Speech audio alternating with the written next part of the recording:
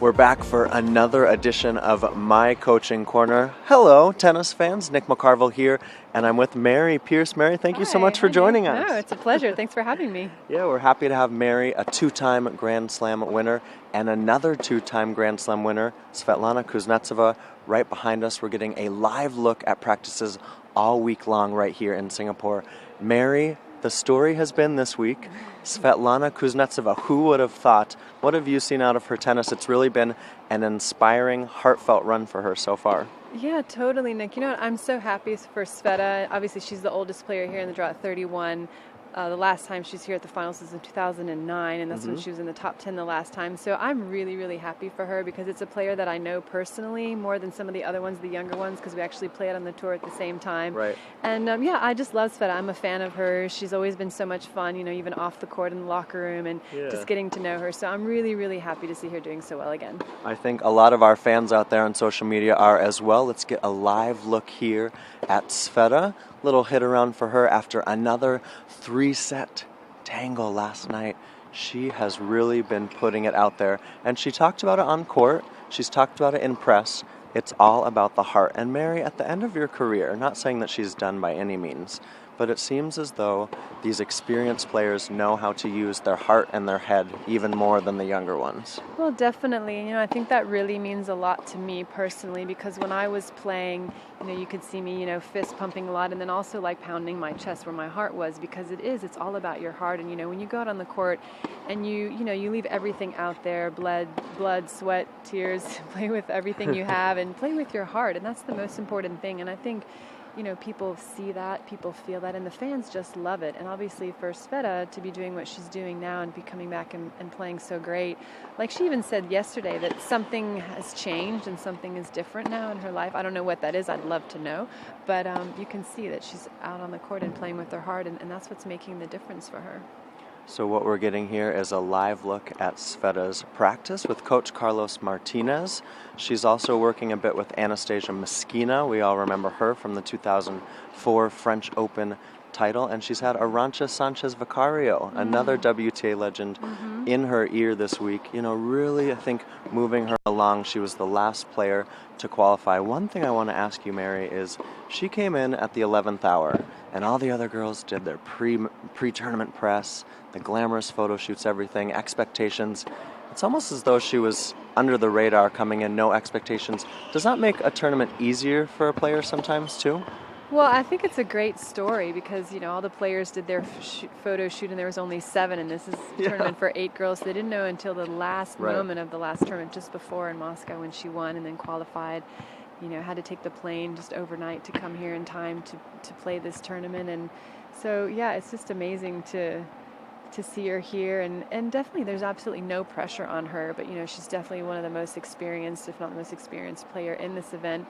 And you know, I wouldn't be surprised if she won this tournament. I mean, because it's just so special to see what she's doing. She has great momentum behind her. She's confident, she's playing well, she's feeling good. It will all depend on how she is physically and mentally, if she's not too tired and too exhausted from what she's been doing lately. But you know, having said that, you know, you can't count out Angelique Kerber, who's the number one in the world, who's playing amazing, who's had an amazing year, who's definitely very difficult to beat. But I'm really happy to see Sveta now, you know, and what she's doing. So I feel as though she's become the people's choice this tournament. Yeah, well, definitely. When, you know, when something like this kind of happens, and they've kind of, you know, everyone likes the comeback kid and the underdog and someone to cheer for, and just to see that she's come back. You know, she's won a Grand Slam, and now she's come back amongst the top players in the world, and you know, and she's fun to watch. She's got her own personality, and you know, with her haircut on the court and all of that. So you know, it's just fun, entertaining.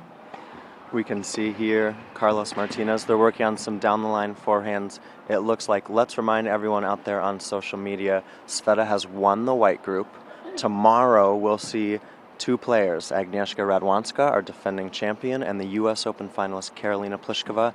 They're going to play for that second spot. So Sveta safely into the semis for that white group. Now, Mary, you and Sveta actually played once. Yes. 2004 U.S. Open. Well, our viewers will remember that was a tournament that Sveta broke through and won at. Yes. But tell me what you remember of that match. I think you told me that she had, what, 40 winners in it? Well, it's incredible. Sveta was 19 years old. She won the U.S. Open that year in 2004, so she was just on fire. I mean, she hit 13 aces to my 4.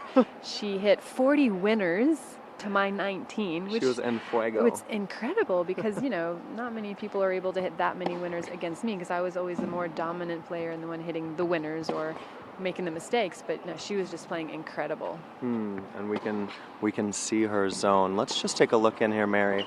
Little drill work with Carlos.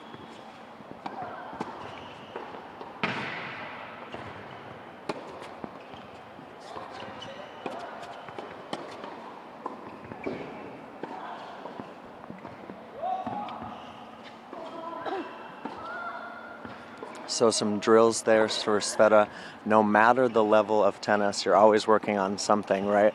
Well, we're also going to check in on some doubles here. Mary is here with us as a WTA legend, and she's also commentating on the world feed for our doubles event, which just got underway. The French women, your country women, yes. They opened the tournament, Mladenovic and Garcia, with a win. Of course, Santina, Martina Hingis, and Sonia Mirza are back together. Let's get a live look in now with the Chan sisters. That's who Santina opened this tournament against tomorrow. But Mary, tell me a little bit about what you saw from the French girls today and just the doubles draw in general. It's a knockout event this year, right? Yeah. Well, today's match was a really big match for the French team, Mladenovic and Garcia, because they had never beaten Gorgas or Pliskova before. They played them twice this year, and they lost both times. So it was probably the toughest first round they could have ever gotten. So I'm sure when they saw the draw, they were like, uh-oh, and especially now that it's the new format and it's knockout, it's not round robin anymore. So this was a really big and important match for them as the number 1 seeds. They played great. From the very first game, they came out serving big, hitting hard, playing aggressive, going forward, trying to come to the net as much as possible, which is, in my opinion, what you really need to do to be successful in doubles. And they did that really, really well. They won in 2 sets, and obviously big smiles all around, and they're super happy and relieved to have won that first match. So a great look there, Mary, at the Chan sisters, Letitia and Angel, and our doubles draw obviously kicking off. It's a quarterfinals draw. So the French women already into the semis. Santina, Martina Hingis, and Sonia Mirza, they open their tournament tomorrow. Sonia's never lost here. She won in 2014 with Cara Black. She won last year here with Martina. So they are obviously the ones I think that a lot of people feel as though are the team to beat, but they haven't played together since Montreal. So it'll be very interesting to see how they sort of walk up and play together in the doubles draw. And then you also have Makarova Vesnina, the Olympic champions, and Bethany Maddox-Sands and Lucy Safarova, the U.S. Open champs. Yes, very exciting. I mean, that's exactly what this tournament is all about. When you get to this event, these are the best female tennis players in the world for the year of 2016. So every single team is a great team, gold medalists, Grand Slam champions. It's just incredible. So none of the matches are going to be easy, and it's like that of course also in the singles. So it's really tough to say who's going to win this event. Obviously Martina Hingis and Sonia Mirza are the team to beat, I would say, even though the French team is the number 1 seed. But it's really, really hard to say. I think it's just going to come down as each match goes and just to see who ends up in the finals in the end, and then it'll be very interesting. Absolutely. Well, lots of moving pieces here. We're just seeing the Chans just wrapping up their practice. Sveta taking a little bit of a break for her practice, but all week long, we're giving you live looks in on My Coaching Corner here on the WTA social platforms. We hope you're enjoying them. Mary, what I want to ask you too is, in 2005, you had such a great resurgence, making the French Open final, U.S. Open final, really, I think, using a lot of that heart. Yes. So talk about where Sveta is at 31. She's back here for the first time in 7 years, playing with some heart. We talked about it earlier, but just reveal for that. And I like going down memory lane with you too. Thank you. Oh, I'd love to talk about 2005. It was one of my best years in my career. I feel like it was my best year, even though I didn't win a Grand Slam in that year. But I just played amazing from the French Open finals on. I only lost 4 matches, winning in San Diego, winning Moscow, finals of the U.S. Open, finals of the WTA finals at that time. So, I think when you are older and you've been through so much and you go through your ups and downs and your difficult times and your injuries and there can be doubts that creep in, or people think, oh, well, she's too old now, or why she's still playing. And I think it all what matters at the end is really like what you believe in your heart. And I think that, Sveta's talking about playing with her heart. And for me, it was like I believed in my heart that I wasn't done yet. And I still knew that I had great things to accomplish. And that's what I held on to. And that's what I believed. And that's what motivated me every day to continue to work hard. And I achieved some great things still at the end of my career. Yes, you did. And does it free up the player a little bit too? I mean, does Sveta feel like, you know what, I don't need to do this for my sponsors or for my fans or for any of the expectations that I think a lot of the younger players have? Obviously, you still want to win the tennis match, but it seems as though you're driven by sort of the pure love and adrenaline for the sport and the game of tennis. Well, I think so, because first of all, it's really hard.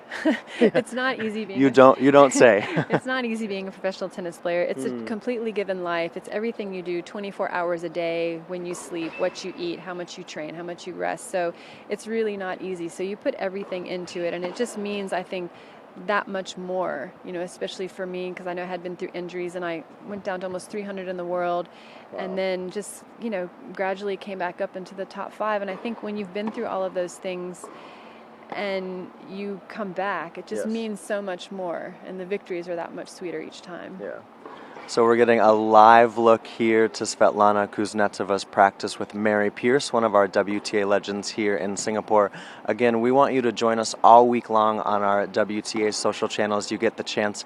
Mary, it's so cool getting the chance. I mean, we never got to see one of your practices live. It would have been fun. I would have enjoyed that. There would have been some drills, I'm guessing, with your brother sometimes? Lots of feeding, hard hitting, and hard work, lots of hard work, lots of balls being hit. Well, for now, it's a goodbye from me, Nick McCarville, and from Mary Pierce, and we'll let you get a little glimpse of Sveta as she continues her practice, and we'll see you guys soon at the BNP Paribas WTA Final Singapore, presented by SC Global.